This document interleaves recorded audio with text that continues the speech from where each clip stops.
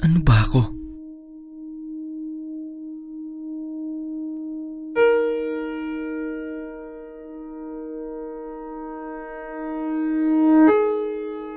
Isang tao lamang.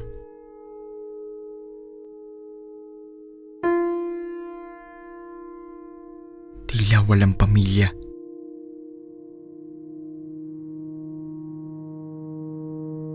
Sukat nang sumuko sa buhay.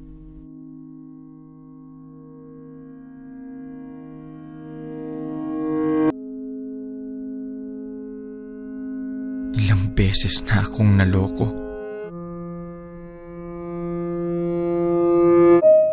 Ngunit kahit na ba yung hinaharap ko ay madilim, siguro mas madilim pa ito kung hindi lang ito nasisilayan ang liwanag ng bagong araw sa aking bayan.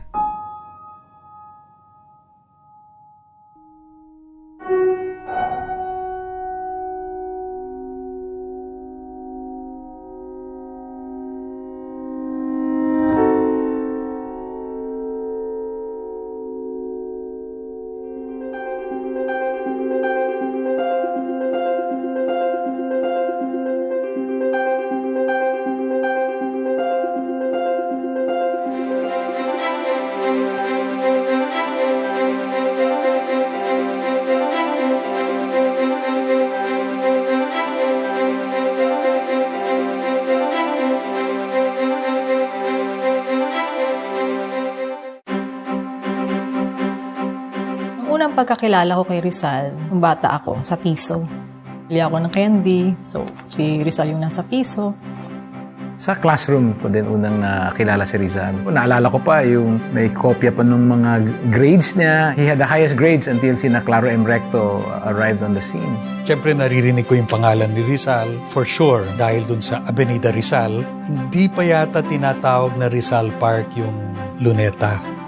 But of course, si Rizal para siyang part of the landscape. Hindi ko talaga iniisip ng seryoso.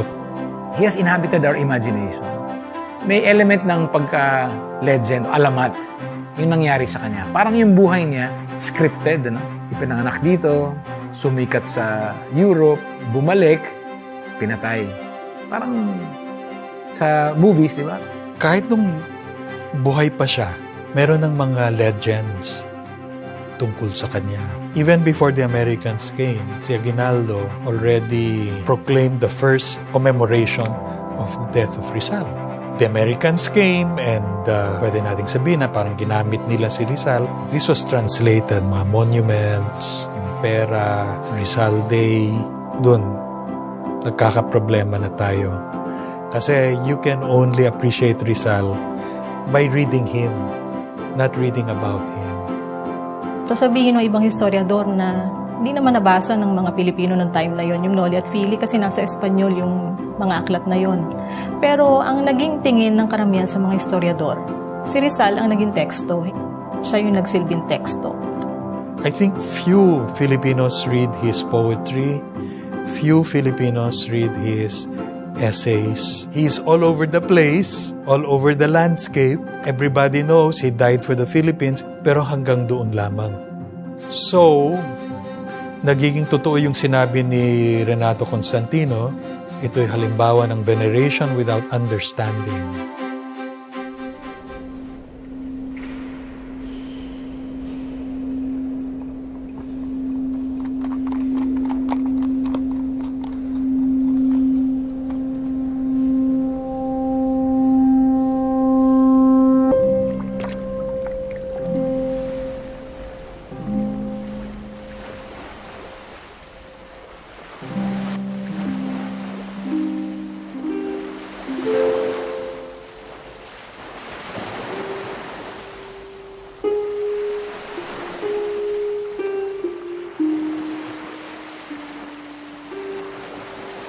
Pasiano,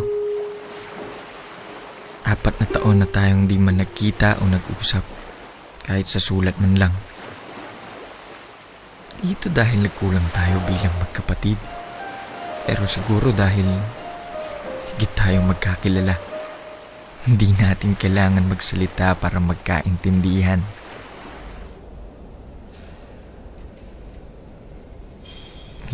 mamamatay na ako, sa'yo ko sasabihin itong mga huli kong salita.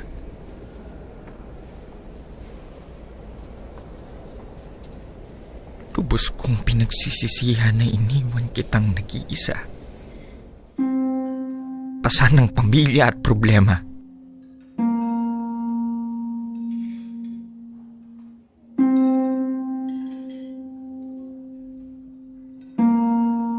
Laging nasa akin ang alaala na ikaw ang nagtrabaho para sa aking kabuhayan. Naniniwala ko, hindi naman nasayang ito. Pasyano, kung mapait man ang kinalabasan, hindi ko siya kasalanan. Mahalas lang sa panahon.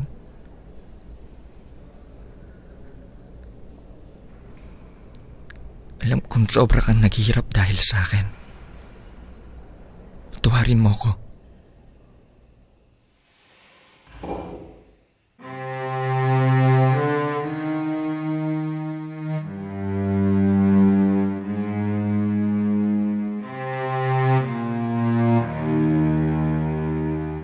Masakit pakinggan, ano? Yung gano'n na parang kapatid lang ni Rizal. Si Pasiano Rizal ay isa sa mga nasa likod ng kabayanihan ni Jose Rizal na hindi natin kalimitang nabibigyan ng karampatang pagkilala. The training in the Rizal house was not to be overly expressive of your sentiments.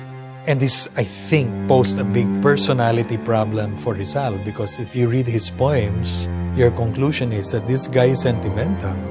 So I imagine that there were strong feelings between the two brothers, but not expressed. No, they're not in the letters. May isang magandang sulat from Rizal to Blumentritt. Sabi niya, alam mo, after all this time, hindi ko pa nakakwento sa iyo yung kapatid kong lalaki. Sana magkakilala kayo. Pasiano was really the kuya. And he was a kuya, you might say, of broken dreams. Kasi nga, hindi niya natapos yung kanyang law course, no? Dahil dun sa Gumbursa, he was forced to come back. Si Pasiano Rizal ay kilala ng malapit na estudyante ni Padre Jose Burgos na tinuturing na pinaka-subversibo sa mga paring sekular na noong time na yon ay nakikipaglaban para sa sekularisasyon ng simbahang Pilipino. Dahil si Father Burgos malapit kay Pasiano, Mercado at the time. Si Pasiano pumunta muna ng probinsya. Si Rizal at the time, a few months later, pumasok sa Ateneo. In-enroll siya ngayon using his second name, Jose Rizal, para mas may distance dun sa kapatid niyang Pasiano na at that time nagtatago pa rin. First of all, he was a farmer, was able to provide for Rizal's education. He was Rizal's main link to his own family, and he was Rizal's financial provider. But beyond that, he was also a general sa Revolutionary Army. He was a hero in his own right.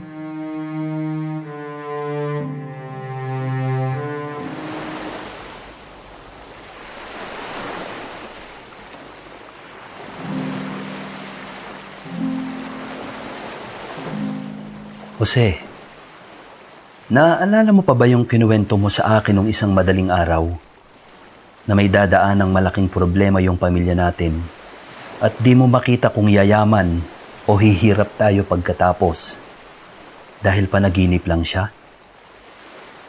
Iniisip ko pa rin siya at lalo ko pang naaalala dahil napanaginipan ko rin. Di lang isang beses kundi dalawa, tulad rin ng sayo. Pero yung sa akin, mas klaro na maganda yung kalalabasan. Pasiano, iniisip ko yung araw na pupunta ka rito para libutin tong Europa bago ako umuwi. Yung mga panaginip na pinag-usapan natin nung isang simbang gabi ay siyang naging gabay sa aking mga hakbang. Hindi maaaring maging gabay ang dalawang landas. Lalo na sa may isang gustong umuwi sa pinanggalingan niya. Dahil wala siyang matatagpo ang pagbabago sa kanyang pagbalik. Marami sa atin dito ay laging kapos sa dugo at kulang sa hininga. Ngunit di ko maintindihan kung bakit di sila mapalagay.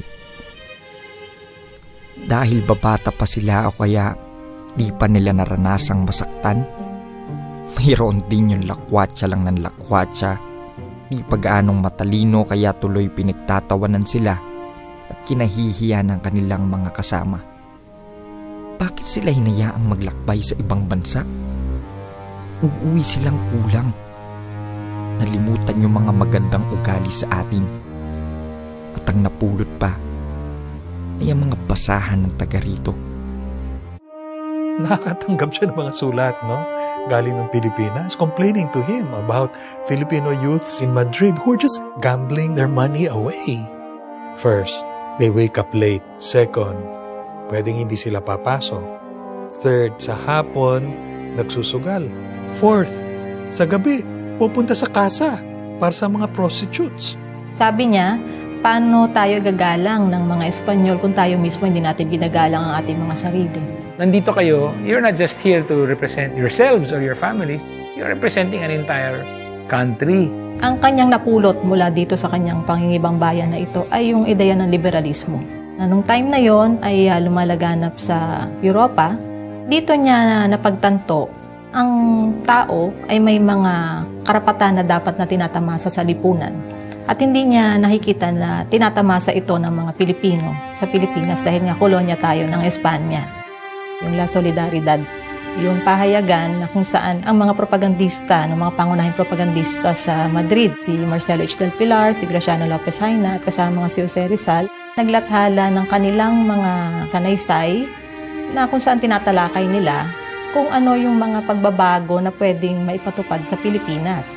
In their analysis of the Philippine situation, yung kontrabida ay yung praile. That's a very liberal idea, which you find very much in the Noli. Liberalism doesn't like authority. When you read the Noli more carefully, then you see that there is a deeper question that Rizal is trying to answer. It's a personal thing. If you look at Ibarra, he changes after his weeks in Fort Santiago. Don't start a revolution, Elias tells him. Because you're after revenge, you are being motivated by anger, you will just cause a lot of innocent people to die. Pag binasa mo yung last chapter ng Philly, whom does Father Florentino condemn? Filipinos. Kung sa Noli Me Tangere, punong-puno pa siya ng pag-asa. Sa El Filibusterismo, medyo dumilim na yung kanyang pananaw sa buhay. Maaaring sinasabi dito ni Rizal na ang revolusyon ay hindi magtatagumpay kung patay sa pansariling interes lamang. Yung pagmamahal niya sa bayan, yung tingin niya na dapat lahat tayo may sense of purpose. No? Very consistent yon. Like I said, he willed himself into the hero that he became.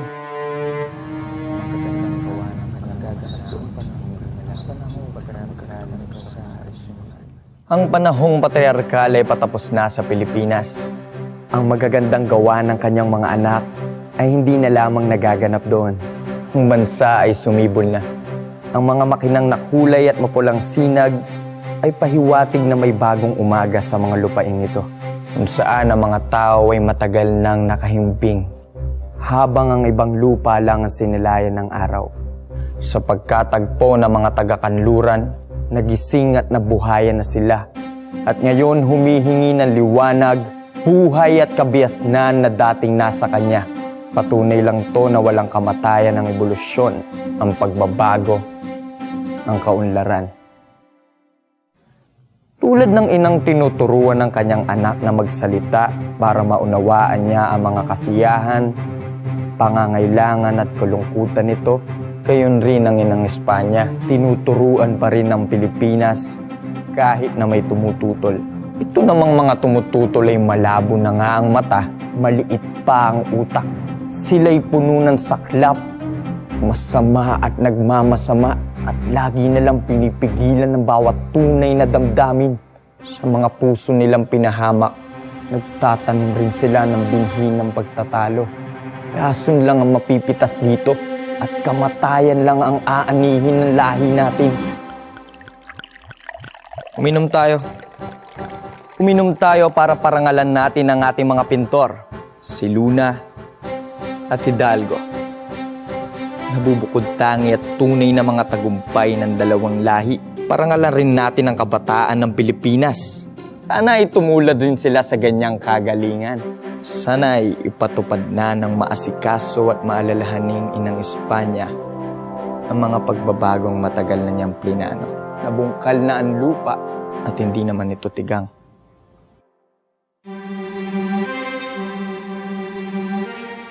Bilang patapos, parangalan natin ang ating mga magulang. Mula sa malayo, sinusubaybayan nila tayo. Sila na nag-alay ng ginhawa ng buhay para sa kabutihan ng lahat. Sila'y mga bulaklak sa taglamig. Iilan, ngunit bukod tang.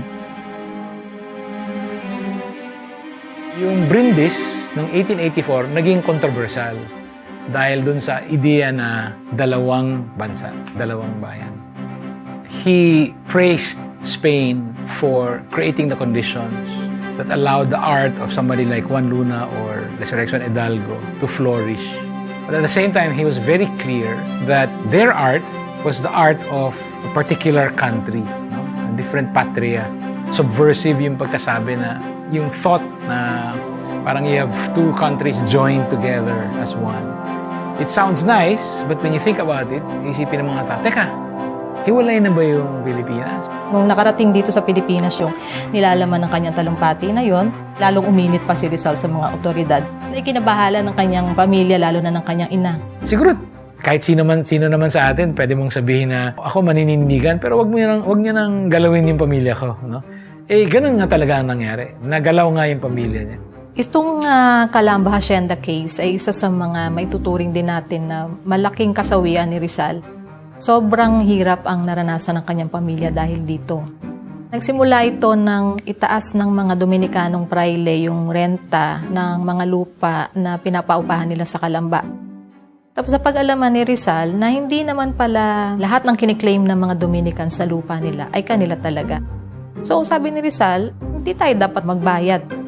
Talagang masama yung loob niya dahil there were houses that were burned, people were evicted from their homes. He announced his plan to return to the Philippines, to the Filipinos in Madrid. And he told them, I don't think the battle that we have to fight should be fought here. It has to be fought in our own country. So, umuwi siya, hindi siya pinatapak sa Pilipinas ng pamilya niya. They're the ones that, no, don't come here. We will go there and meet you in Hong Kong.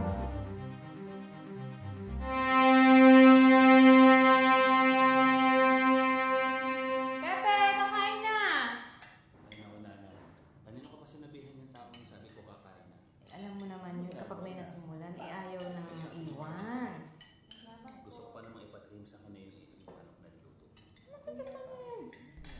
Itong pagmamahal ko sa inyo ang siya ring nagtulak sa akin na gawin ito. Di ko alam kung tama ba ito.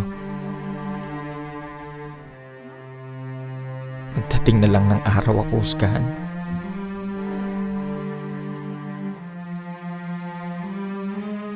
Alam kong lubos kayong naghihirap dahil sa akin. Pero di ko pinagsisisihan ang ginawa ko. At kung ulitin ko ang aking buhay, uulitin ko ang lahat ng aking ginawa. Dahil ginawa ko ito. Dahil tungkulin ko ito.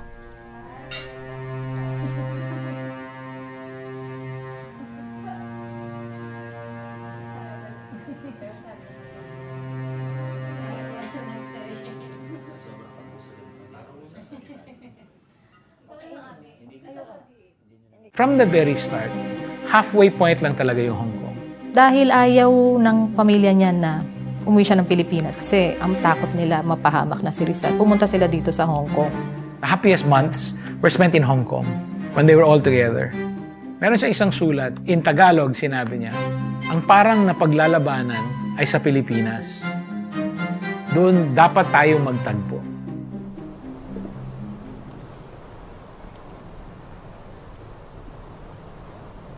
Ang tao, kailangan handang mamatay para sa kanyang tungkulin at paniniwala. Buong loob akong mamamatay para sa kanya. Ano ba ako?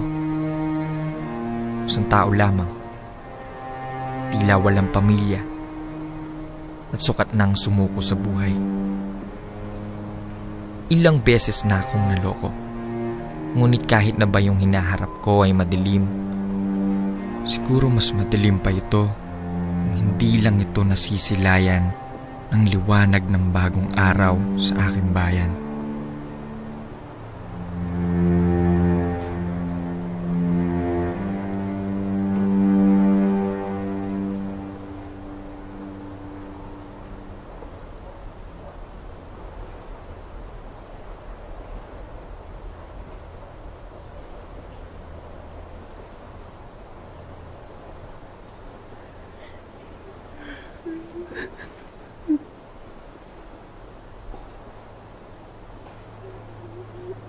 Pagdating sa Pilipinas, so isa sa napakahalagang ginawa niya ay ang pagtatatag ng La Liga Filipina.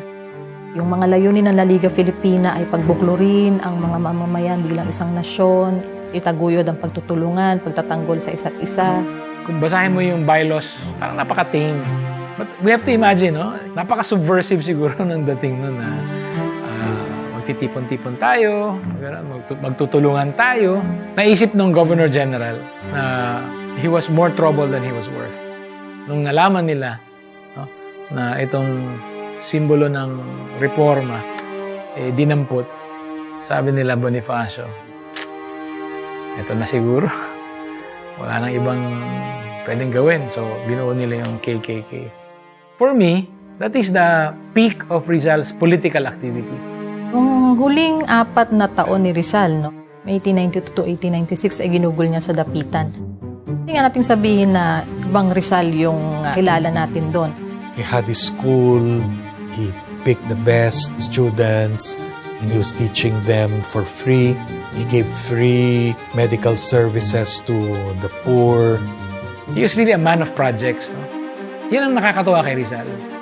He was able to get more out of 24 hours than most of us. Alam natin na habang nasa dapitan si Rizal, ipinadala ni Andres Bonifacio si Dr. Pio Valenzuela. Kunyari, merong ipapagamot, no? Pero ang totoo ay gustong malaman ni Andres Bonifacio kung ano ang pananaw ni Rizal tungkol sa napipintong himagsikan. He asked Pio Valenzuela, "Do you have arms? No. Do you have money? No. Do you have rich Filipinos behind you? No. Do you have a strong European power behind you? No." Siguro sa dapitan na-realize niya na hindi lamang sa pamamagitan ng aspetong politikal pwedeng magkaroon ng pagbabago sa Pilipinas. Siguro naisip niya na marami pang ibang mga bagay sa lipunan, sa pamayanan na pwedeng pagtuunan ng pansin. At siya, may kakayahan para maisakatuparan yung mga pagbabago na yon. Bumalik siya sa Manila August 1896 kasi pupunta siya ng Cuba. May revolution doon, magbibigay serbisyo bilang doktor. Imagine nila yung nangyari, no? August 1896, dumating si Rizal, the most famous Filipino, nandyan sa Manila Bay. Biglang pumutok yung revolution. Okay? Anong iisipin ng mga Kastila? Doon sa trial niya in December, sinabi, hindi coincidence yun. Pagdating sa Spain, naghintay ng 3 araw sa loob ng boat. Finally, bumaba.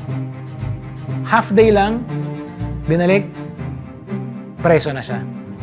No? Tapos, another month, bumalik sa Pilipinas. Another month, nasa Fort Santiago.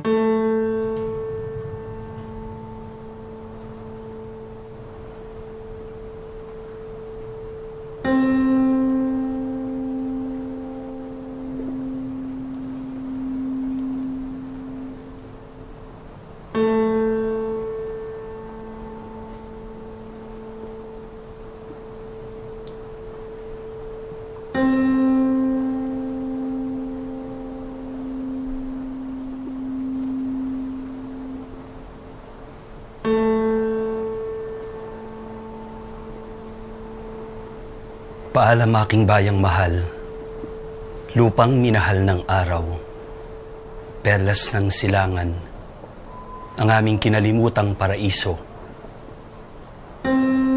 Ikinagagalak kong ibigay sa iyo itong hamak at matamlay kong buhay. Kung ito'y mas maging makinang, mas sariwa, mas dalisay, ito'y ibibigay pa rin sa iyo. Ibibigay para sa kabutihan mo. Sa kuta ng digmaan, sa deliryo ng labanan, nagbuwis ng buhay ang iba nang walang duda at alinlangan. Di na mahalaga kung saan. Sipres, laurel, o lirio, mabitay man o mabaril sa labanan o magmartir, magkatumbasan lahat kung hingi ng bayan. Hangad ko sa buhay ang aking masidhing pangarap na bago pumanaw, kung kaluluwa ko'y sisigaw, mabuhay! Kay ganda ang mahulog para makalipad ka. Ang mamatay para ika'y mabuhay. Mamatay sa ilalim ng iyong langit. Nakahiga sa iyong lupa. Walang tigil sa paghimping.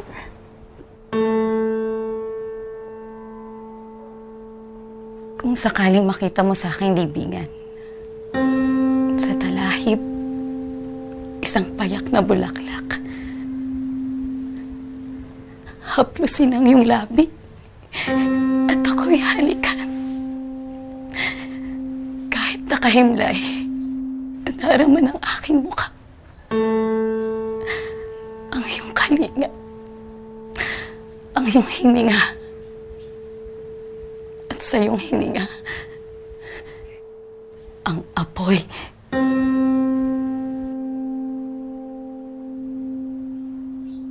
Ipagdasal natin ang lahat ng namayapat sa sawing palad. Lahat ng nagpasan ng hinagpis ng kahapon. Ipagdasal natin ang lahat ng sawing ina nabubuhay sa kapaitan. Ang mga nasawian ng asawa at anak. Ang mga nabihag at pinahirapan.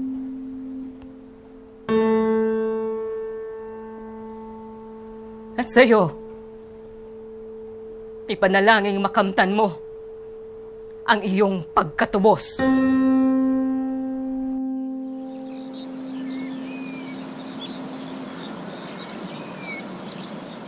Pag ang libingan ko'y nakalimutan na at di na mahanap ni Cruz, ni Bato, hayaan ninyo siyang mabungkal at mahukay.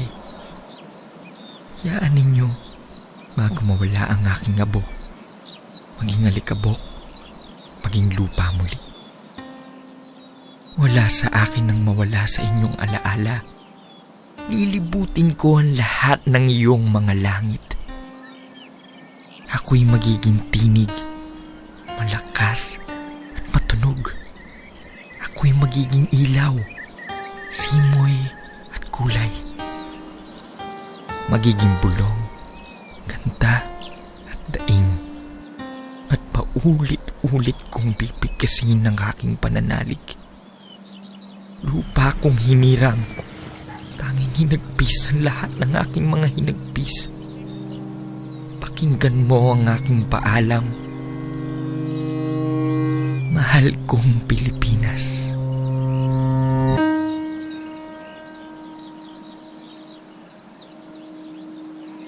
Sa'yo na ang aking pamilya. Ang lahat ng aking mahal. Tungo na ako sa lupang walang alipin. Walang berdugo.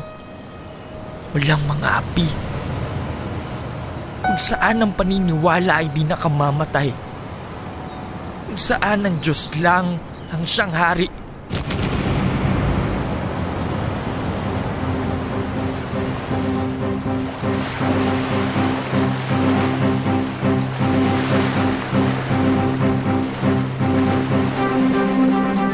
naman siya rebulto lang na nasa luneta. Irrelevant siya, hindi dahil superhuman siya or kakaiba yung kanyang talento o propeta siya. Hindi relevant siya kasi tila wala pa rin pinagbago yung lipunan natin. Hindi pa natin binubura yung mga social issues na pinresent ni Rizal dun sa mga akda niya. Kaya nga, dun sa article na yon ni Constantino, sinasabi niya, gawin na nating irrelevant si Rizal. We have to change a lot. And that idea is very Rizalian and we're not paying attention to it. Yung target talaga niya, yung ethical change of the Filipino. Siya nagsasabi ng redemption of the Philippines presupposes virtue. And virtue presupposes sacrifice. And sacrifice presupposes love. Virtue, sacrifice, love. Ang ibig sabihin ng love niya, love of country. Problema pa ba natin yan ngayon? Parang naririnig ko na yung sagot eh. Ang taas ng tingin niya sa sariling bansa niya, sariling bahay. Parang sa tingin ko, dapat ganun din tayo. Si Rizal, punong-puno yung buhay niya. Ang dami niyang minahal, ang dami niyang ginawa, ang dami niyang sinimulan. Rizal lived a fuller life than we imagine. That's a good reason for us to emulate him. But yung full life na yun was at the service of something higher.